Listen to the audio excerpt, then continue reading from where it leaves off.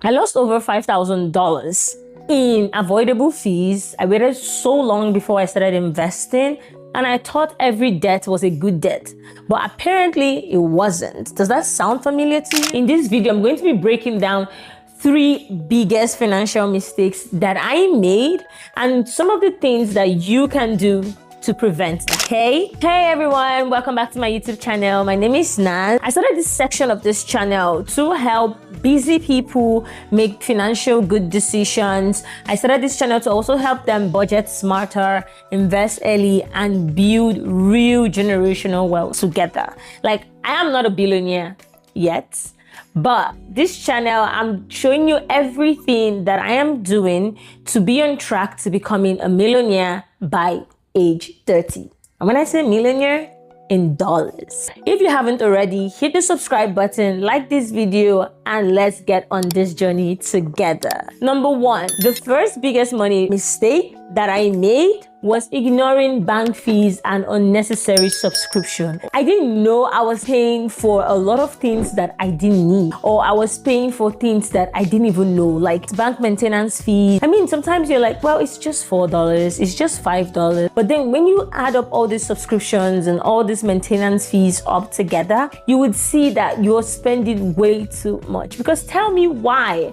I was paying almost $1,000 in subscriptions every month, and I didn't even know my money was going into that. I had no idea. You know, it was just, oh, this is $5 a month, pay. Oh, this is $10 a month. You know, you subscribe, and your mind, you're like, well, it's just $10, it's just $5. But those little monies, they add up real fast. Now, here are some of the tips that helped me in this. What was the first tip is going to be list every monthly subscription. Write it down. Even the Bible says in Habakkuk chapter 2, it says, write your vision down and make it plain. Meaning, what that thing is just trying to tell you is that sometimes you might be saying, oh, I'm going to put it down in my head. But if you don't write it down, you're going to forget it. It's not going to make sense to you. And you're just going to have so many oversights about it, okay? So write it down, write every subscription, no matter how small that subscription is, even if it's $1, write it down. The second thing you're going to do is you're going to cancel every subscription that you haven't used in the last 30 days. Sometimes we do these subscriptions and we forget about them. Let me give you an example, personal example. When I was in tech school, during my training days, I downloaded a sleeping app called Shut Eyes, and I made a monthly subscription, where basically what the sleeping app does is that it tracks your sleep when you're asleep. It tracks everything you do. You know, you could play sound through that and things like that. And I realized that after I've paid, mind you, like I said, mistakes. So we learn from our mistakes, right? So don't judge me, okay? I realized that I wasn't even using it to sleep all the time, because honestly, at some point, when I come back, I'm already too tired and I'm knocked out anyways. It wasn't hard for me to go to sleep anymore, and there was no point having that. And then it tracks my sleep, and then when I wake up, I realized that I was light sleeping or wasn't really sleeping so much. And I was like, well, I don't really need you. So I canceled them. Another example I'm going to give you was when I bought my iPhone in 2023. It came with about 3 months Apple TV subscription. And I realized that after that, I just continued paying for it. And then I realized that I was paying for Apple TV. I was paying for Netflix. I was paying for Hulu. I was paying for Peacock. Tell me why? Why? Why was I doing that? It doesn't make any sense, right? Why am I paying for all these streaming subscriptions? It does not make any sense to me, because I even barely use any of them. At the end of the day, I'm going to go and land myself on YouTube.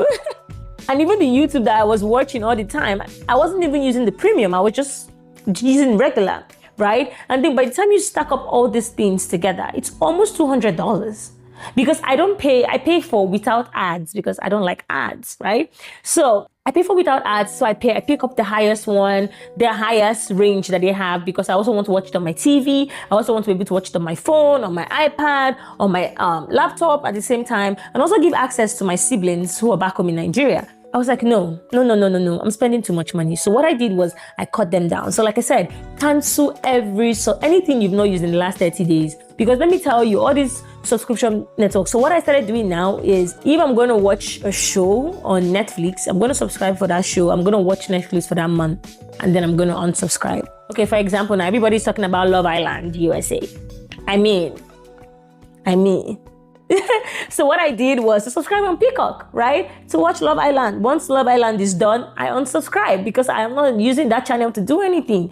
And I go to wherever I want to, right? And just do it that way. Now, I do not subscribe for 2 streaming channels at the same time in a month. I do one at a time. That saves me way more money, right? Doing it that way than subscribing for all these channels and not watching all these shows on either of them. Does that make sense? The third tip I'm going to give you for this one is switch to a no-fee checking account. I'm telling you, you might not even notice, because when I first came into the US, we went to 2 banks. We went to TD Bank and to Bank of America to open an account. We eventually was able to open an account with Bank of America, and they were charging me about $5 every month on maintenance fees, right? When my threshold, my bank balance didn't meet up at a certain threshold, they're going to charge me that money. It didn't make any sense to me why I should be paying the amount of money for keeping my money in your bank. Meanwhile, if my money is just sitting there, it's just making a 0.01% on the returns. But then you're using my money to invest, to give people loans and things like that. But then I'm being charged for using it. It didn't make any sense to me. So I switched out from those banks and I went to online banking. Started using different online banks that would charge you 0 minimum payment, no minimum payment fee, no monthly maintenance fee. All those things, scratch those ones out. Many of these banks would give you this when you set up a direct deposit with them. Some banks that could do this, I have 3 examples, would be SoFi. SoFi is really good. I'm going to put the link, like an invite for you to open a SoFi account. I'm going to put the link in the description. Mind you, this is not a sponsored video. This is something that has worked for me and I'm sharing it with you, okay? SoFi, Ali Bank, and Capital One 360 checking account. These 3 banks would 0 checking fee. That means when you send money out or when there is no maintenance fee for the bank, when you want to send your money anywhere, there is no need for you to pay any money for that, for you to send your own money, right? So those are the ones I'm going to say. And then something else I'm going to say on this one is set up alerts. Some people don't like alert notifications, but there's some alerts that are very important. So set up these alerts to notify you, when you're dangerously low on your account, so your account do not go into overdraft, because overdraft will also cost you money. So try not to put your account in overdraft. Set up this account, set up this alerts to see what's going on, to see what you're being charged, to ensure that you are the one using your account, or your identity wasn't stolen, or your money is not being taken out without your permission. So set up to know what exactly, where exactly your money is going to. Okay. Another tip I'm going to use is use a budgeting app. I know it sounds kind of like redundant and some people don't want to use it because they don't want to pay the yearly fee or monthly fee. Some of them have the basic version and it's still going to serve you what you need. Because you need to have an idea of what your recurring balances are, what your recurring expenses are, what do you pay every month, what leaves your account every month, what without fail. Because you also need to have an idea of how much you spend a month, and then that is where you can now start finding ways to cut down your your expenses and things like that. If you have no idea how much you spend typically in a month, it's going to be very hard for you to know where to cut from. Okay. Once I was able to clear this thing up, like I literally felt it. Like I felt it that I have money in my account. I was telling my husband that I have paid off all the money that I need to pay off for the month. All my expenses have been paid, but I still have money in my account. And this has never happened to me before. Before I would want to wait for, the next paycheck to come in before I'm able to, do something. Is basically living from paycheck to paycheck. But now I do not live from paycheck to paycheck. I have money in my savings. I have money in my investment account. And like I could feel it. Now I could make extra payments towards my car loan, towards my credit cards, like, things like that, which is amazing, right? The second money mistake that I made would be waiting too long to invest. Oh my God. Honestly speaking, right? Like, I don't know why I waited so long. I think it's because I was so scared to, put my money out there. I didn't really know so much about the market. Nobody explained it to me, buying stocks or bonds or ETFs, these big things. Somebody was telling me, oh, this is where you should put your money or this is where you should not put your money. I was so like, in my own self, trying to I don't even know what I was doing exactly.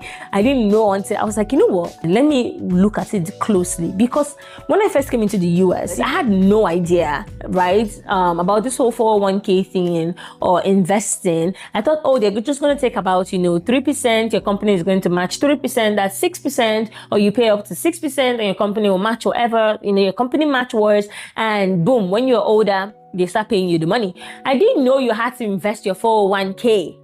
I had no idea. You have to go in there and change where your money is going to, right? And that was my first eye-opening experience towards investing. I was on Instagram one day and I was scrolling through Instagram and I saw this lady's account and she was talking about it and I was like, oh my God, my money is just sitting there. So I went in and I, moved things around. I didn't know what I was putting my money into, right? I just moved things around and boom, before you know it, I kid you not, I was looking at my Fidelity account the other day and I was like, what?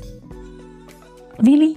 I didn't know I had this amount of money. And I've just been investing under a year. It's been just under a year that it's not even up to a year that I've been investing.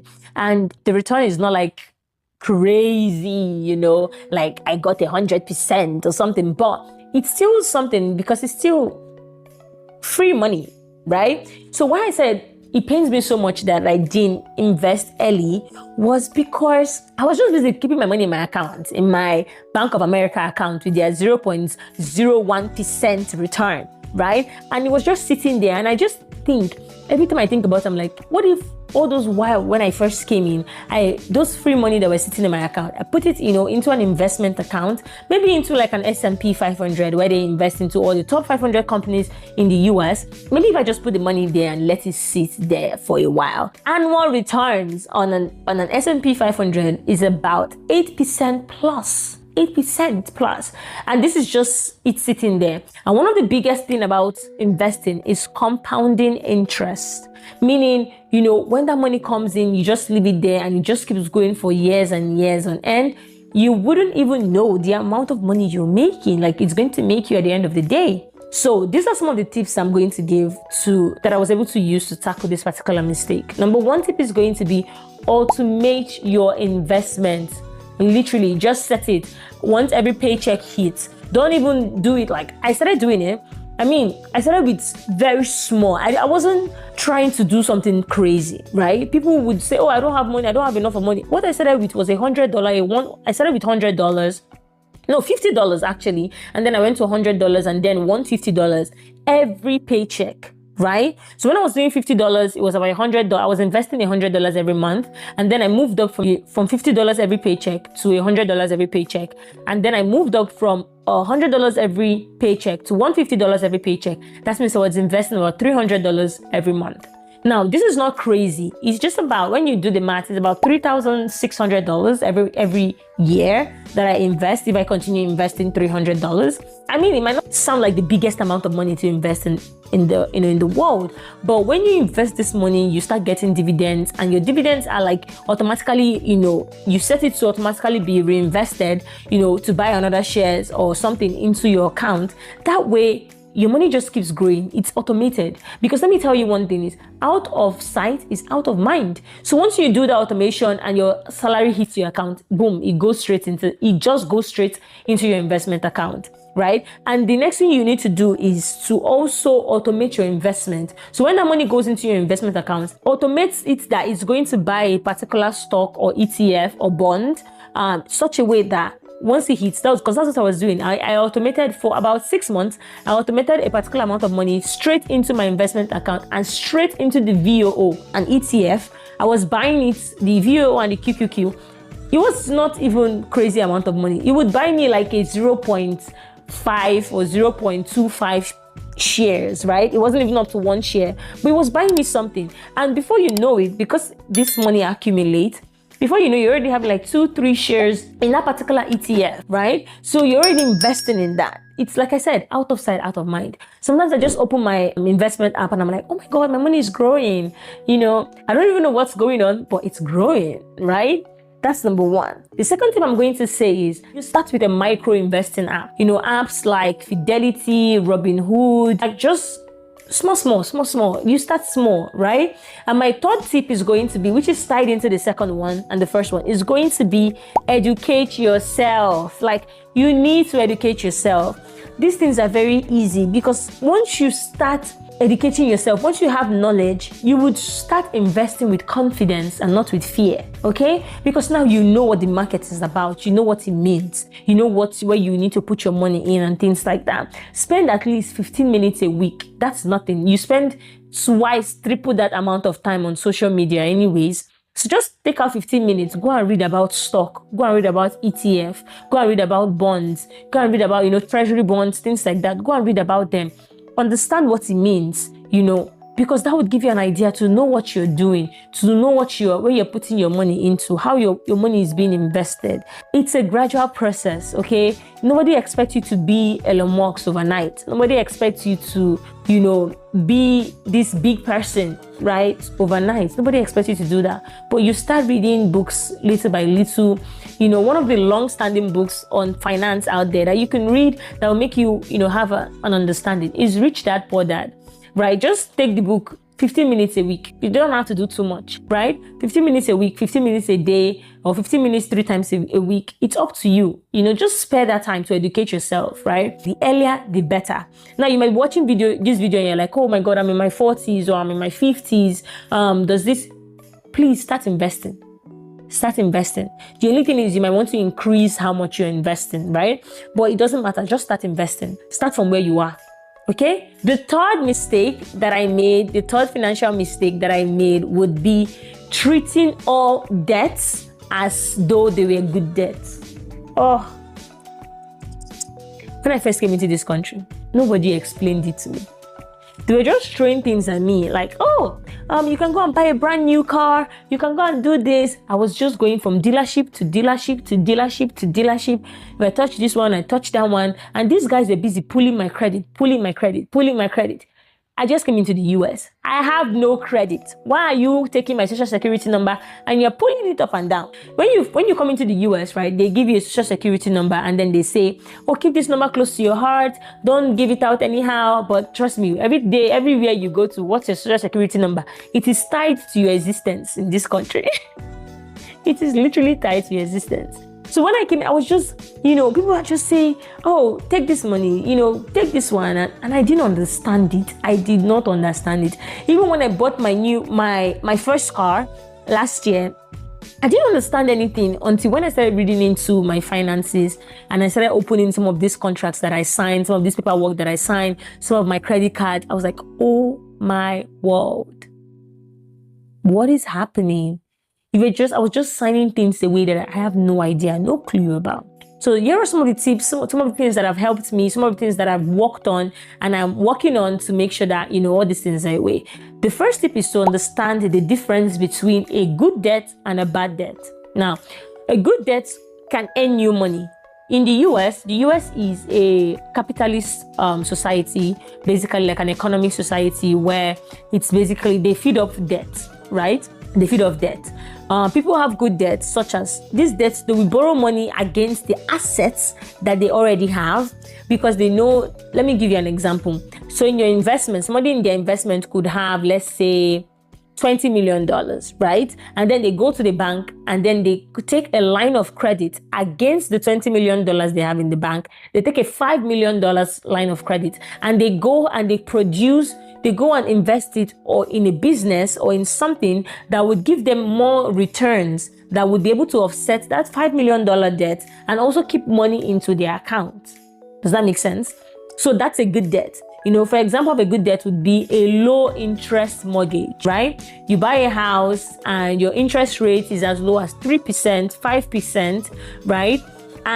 But that house, the more you invest in the house, maybe you use the house for rental property or you use the house or just living inside the house and then you want to, switch, you have what is known as home equity. You're building home equity in that house, right? And you can always take a loan against your home equity to start a business, to buy another property, to start to expand your real estate portfolio and things like that. That's a good debt because it's making you money. It's earning you money at the end of the day. Bad debts are things like high interest credit card rates, high interest loan, high interest car loans, right? For example, you go and you buy a car and then they're giving you a 19% APR or a 20% APR or an 11% APR for an outrageous, that is very outrageous. That is a very high. It's costing you money, right? Because the moment you drive off that car, off the car lot, it's already lost its value. I kid you not. Like, you paid for the car, you said, oh, I'm giving you $40,000 for this car and an interest in rate of 11% or 20% as it may be. And then you drive it off, you turn back and you're like, I don't want this car again. You are the one that is going to pay them back money. They're going to pay you less for that car that you literally just drove off. They're going to pay you less for it. Does that make sense? So you see why you need to check. You need to list out all your debts, like note their interest rates. List them out. Say, okay, this is my car loan. This is the interest rate. This is my credit card. This is the interest rate. This is my student loan. And this is the interest rate.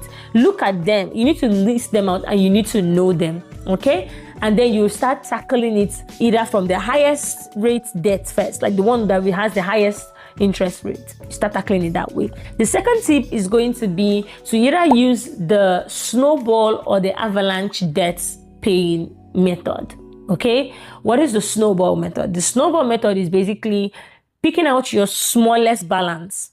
Okay, let's say, for example, you have a car loan of $40,000, you have one credit card that is $7,000, and you have another credit card that is like $400, right?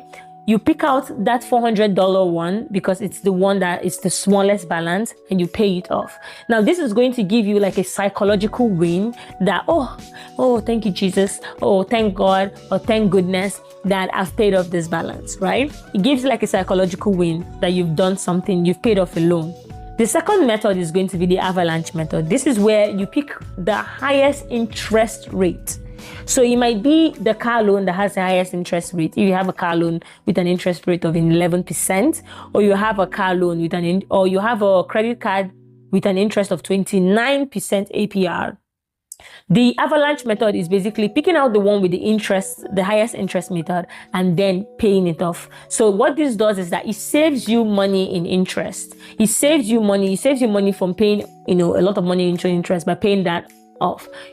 Whichever of this method you choose, just take any of them. Take any one that would keep you motivated in paying off these loans, right? Number 3 tip is going to be to either refinance or consolidate your loan strategically. Now, you can call this credit cards and tell them, I've been with you for X amount of years and I have been paying all my credit cards on time. I'm not owed any balance. I've not owed anything. I'm paying everything off in time. Please, can you change my APR, use my APR, or can you increase my balance? When you do this, that is you calling them to refinance, right? Another way again is to call your loan company, let's say for your car. Let's say they gave you that car at a 20% interest rate because you didn't have good credit score or your credit score was bad. But now you've done the work and you have a very good credit score. You can call that same lender and say, I would like to refinance this loan,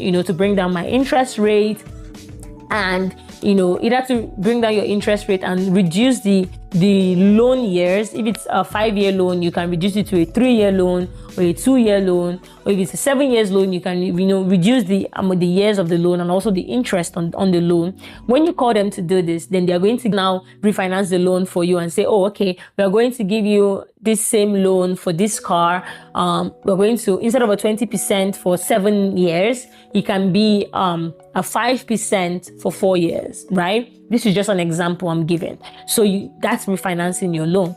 Now, the second one, again, is to consolidate strategically. What do I mean by consolidate strategically? So what some people do is that they consolidate all their loans into one loan, right? So they pick up all their credit cards. Let's say one credit card, the APR is 29%. The other credit card, the APR is 18%. On that credit card or another loan, the APR is like 20%, right? They combine all that money together and then they take out a personal loan, right? When they take out a personal loan with a lesser interest rate. So let's say you take out a personal loan and then they're giving you an interest rate of 5%. Then you pay off all those debt. Use that personal loan now to pay off your car loan, your credit cards, And the only thing now you're going to be paying every month is now that personal loan, because it has the smallest interest rate. That's what they say, consolidate, right?